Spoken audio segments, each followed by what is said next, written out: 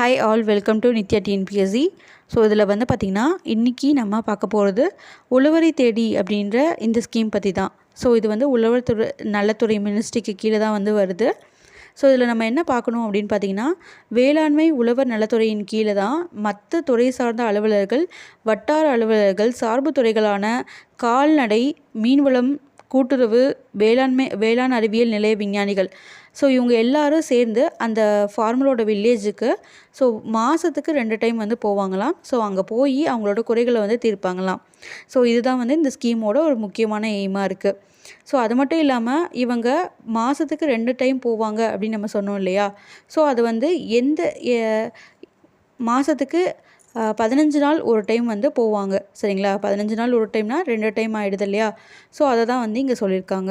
So அது மட்டும் இல்லாமல் என்னென்ன தீர்வுகள்லாம் வந்து கொடுக்குறாங்க அப்படின்னு பார்த்திங்கன்னா, கால்நடை, மீன்வளம், பல்கலைக்கழக விஞ்ஞானிகள் மூலம் பயிர் சாகுபடியிலையும் கால்நடை வளர்ப்பு, மீன் வளர்ப்பில் இதிலெல்லாம் வந்து என்னென்ன ப்ராப்ளம்லாம் வந்து அந்த ஃபார்மர்ஸ் வந்து அணுகுறாங்க அப்படின்றத இந்த அலுவலர்கள் வந்து ஸோ விளக்கி அவங்களுக்கு வந்து உடனடியாக தீர்வு காணுறாங்களாம். ஸோ அதுதான் வந்து இந்த உழவரை தேடி அப்படின்ற இந்த திட்டம்.